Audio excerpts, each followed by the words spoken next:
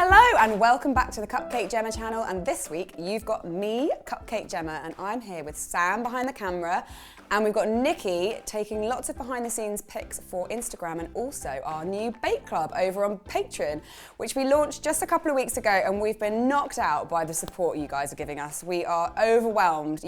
Loads of you have signed up and we're super, super grateful. It's going to help us do lots of things like create extra content and better content and give you loads of stuff. But if Patreon's not your thing, then don't worry, you can still find us here on YouTube every Thursday with a brand new recipe. So make sure you hit the subscribe button and make sure you like this video if you do, because then we know what you like and what you might not like. So, without further ado, why are we here? Well, about 5 years ago, I made a mincemeat recipe for you, and which is marvellous and very Christmassy. However, I failed to give you a classic mince pie recipe along with that. So 5 years later, here we are, making mince pies, one of my favourite things ever. And now I have made my mincemeat. I made it about a month ago, and so it's had lots of time to kind of macerate, and all the ingredients have got like up and friendly with each other and all juicy and loosey. So that is about a month old, but you can make this up to 6 months in advance if you use a sterilised jar. And lucky for you, Sam has requested that I give him for Christmas a jar of my very own mincemeat for him, so he can make lots of mince pies over Christmas too. So that means I get to make a whole load more and show you how I do it. And it is so, so easy. Grab yourself a big, big bowl. This isn't actually that big, but we'll see what we can do. Hopefully it won't go everywhere. And the first thing we're gonna need is the Trifecta of Fruit. So we have Sultanas, raisins, and currants. We've got 125 grams of all of those, and they're going in the bowl. I'm also going to add 65 grams of candied mixed peel. I've also got 25 grams of stem ginger, which I've chopped into pieces the same size as everything else. I've got 100 grams of Bramley Apple, that's a cooking apple. Again, I've just chopped that. 125 grams of vegetarian suet. 85 grams of Demerara sugar and 25 grams of dark Muscovado sugar, which are lovely and rich in flavour. I've got half a teaspoon each of mixed spice and cinnamon. And I've got 110 millilitres of, I've got a mixture of brandy and amaretto, which I think is very Christmassy.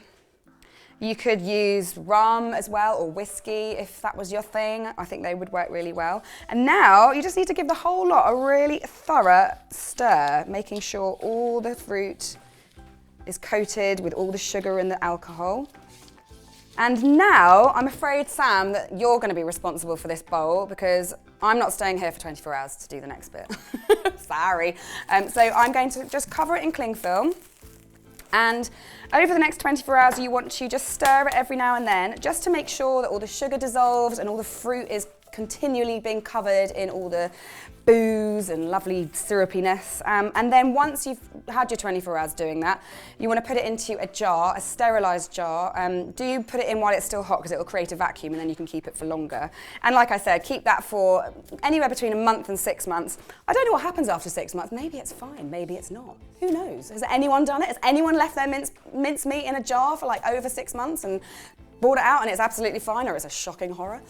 Let me know in the comments box below. Right, so that's going to one side for Sam to deal with tomorrow.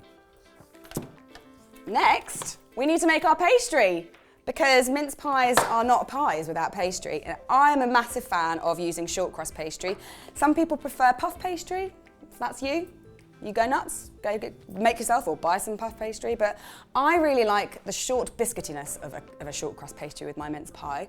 So I'm going to be using my shortcrust pastry recipe, which you can find in the link below, and in that link you will find the video for a method which is by hand. I'm using a machine because life's short and my hands hurt. But if you don't have a machine, or if you prefer not to use machines to do all the hard work, then hit the link below and I will show you in the past how it's done. But for now, I need some butter, which I don't have. Hang on! Phew, here it is, my very cold butter, and I've got 150 grams of that, which I'm going to put into my food processor. And I'm going to add my dry ingredients. So in this bowl, I've got 225 grams of plain flour with a pinch of salt, 2 tablespoons of icing sugar, and then because it's Christmas, I'm gonna add a teaspoon of cinnamon just to really give it some Christmassy vibes. That goes in as well. And also at this point, I'm gonna really boost the Christmas vibes again by putting the zest of 1 orange into that mixture as well. Yum. That just smells so yummy already. And now I'm going to pulse this for no longer than a minute, just pulsing it like so, just to get it to fine breadcrumb stage. So this is the kind of consistency you want it. No huge nuggets of butter, please. It needs to be nice and fine. And now, just to bring it together, I'm using ice cold water here, and I'm going to add maybe a tablespoon, maybe a tablespoon and a half. I'll start with 1. Oh, should probably take that out first. Woohoo! And just again, pulse it just until it starts to clump together. I'm going to add 1 more tablespoon, I reckon. So, as you can see, it's not like clumping into one big clump. We don't want to take it that far because we don't want to overwork the gluten, but it's starting to kind of fall in on itself on the sides, and that's about ready. So, I'm going to turn it out onto the worktop and just bring it together by hand. It will be a bit crumbly, but such is life. It's also more fun. Woohoo! So just bring it together by hand, squeezing it all together, and then knead it briefly, just using your fingertips. Ooh, this feels so lovely. And it's a lot smoother now. I haven't worked it too much, but I have brought it all together so that it's a nice, smooth blob. And now it does need to rest so that the gluten relaxes and you end up with a really nice short pastry. So just wrap that in cling film or in baking paper, and you're going to need to rest it in the fridge for at least 2 hours, preferably overnight, but 2 hours will do it.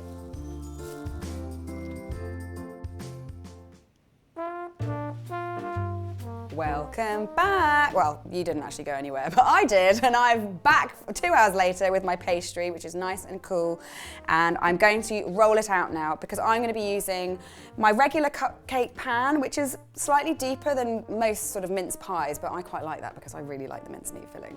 So, without further ado, dust your worktop with a bit of plain flour. I'm also going to dust my rolling pin, and I'm going to lightly dust my pan too, just in case. We don't want any stickages, so don't go crazy, but just, you can grease it too if you've got one of those really old school, one that maybe handed down your generations, has lost all its non-stick, but that should probably do it for me. Whew. And now I'm going to roll this out to about, I'm going to try and get to 3 millimeters. Wants to be nice and thin because obviously these are only small little pies.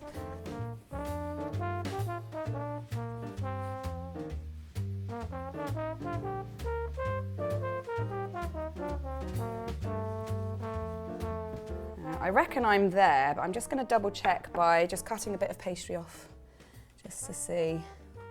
Ooh, that looks nice. Well done, Cupcake Jemma, just saying. So, because these are nice and deep, these holes, I'm going to use quite a large cookie cutter, just a round cookie cutter. If you want, you could use a fluted one. The fluted ones look like this for a little bit of a crimped edge. I like to keep it simple, you know. So, what are we saying? About 6 or 7 centimeters in diameter, this one? I don't know, I haven't got a ruler, but let's just roll with that. So I'm going to chomp out 12 rounds.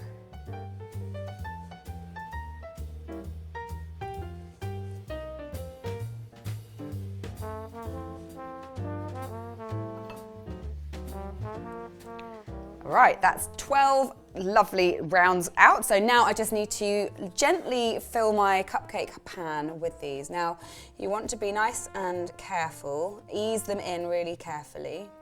If you've got super long nails, you might want to consider getting a little bit of rolled up pastry to be your kind of buffer. So you can sort of squish it in with the rolled up pastry. That way you don't sort of tear it with your, maybe you've got really long extensions, I don't know. But yes, so go ahead and fill your cupcake pans with all your rounds.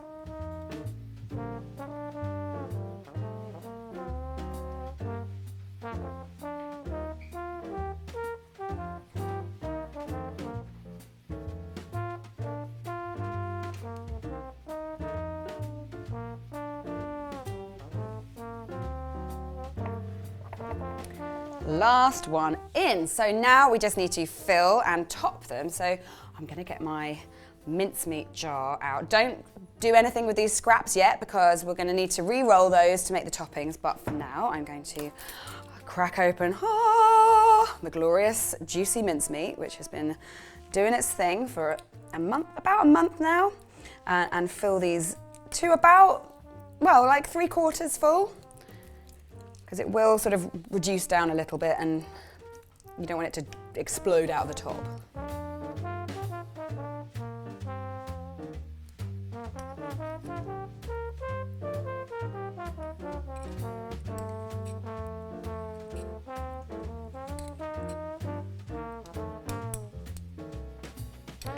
Woo! It's already smelling so good with that pastry and now the mincemeat. Oh, it's great. So so Christmassy in here. I can't wait to bake them because it's going to get even better.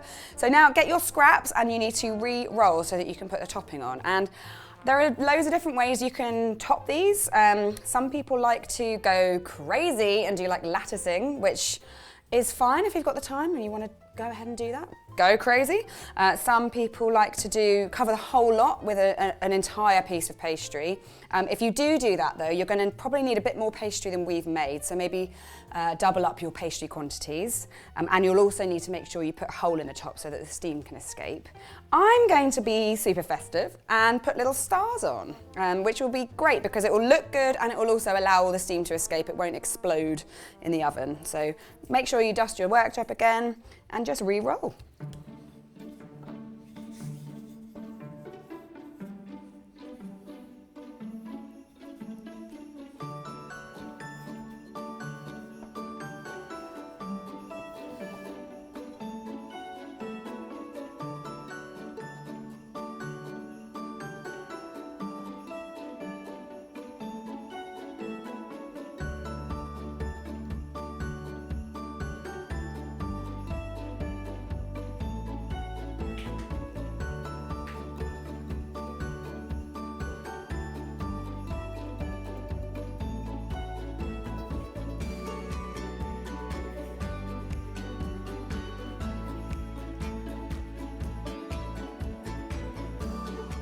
Oh, these look so sweet already, but they're gonna look even better when they're golden and out of the oven and smelling delicious. But first things first, we need to give them an egg wash. You don't have to do this. Some people like them not shiny, but I like a bit of a sheen on my mince pies. So I've just beaten up an egg here, and I'm just going to brush them lightly with a bit of that.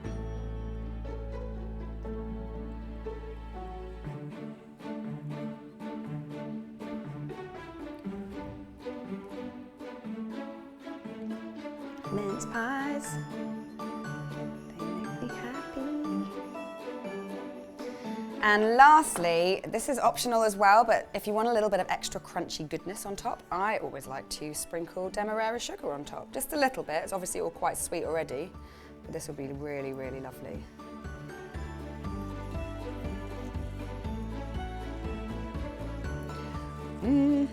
Well, it is now time to bake these guys. So I have my oven already preheated to 170 degrees C. It's a fan assisted oven. And I'm going to bake these for 15 to 18 minutes until they're nice and golden on top.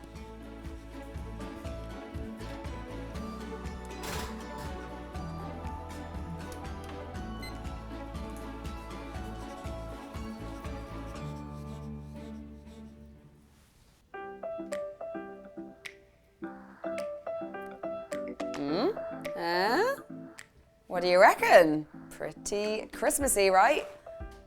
Oh, these are so good. And I'm so glad I finally furnished you with a mince pie recipe, because you deserve it. So I am pretty much done here. I will just say that I'm very much looking forward to eating these, and I'm also going to say that you can download a PDF version of this recipe if you are part of our bake club. You will get a PDF which has full instructions and photos. So if you want to join our bake club, head over to patreon.com/Cupcake Jemma to join our gang. Oh, I can't wait to eat one of these, and please let us know if you made them by posting a picture on Instagram and using the hashtag Cupcake Jemma so we can see how they turned out. And also, don't forget you can buy lots of our lovely bake at home kits if you're in the UK, and they are at cupcakejemma.com. We have loads of Christmassy ones at the moment, including the gingerbread house, which we did a really fun video for, and you can check that out by following the link in the description box below. I will see you next week. Well, someone will see you next week, and it's going to be a great recipe for you. So until then, I hope you make lots of mince pies and enjoy this festive time. Bye-bye.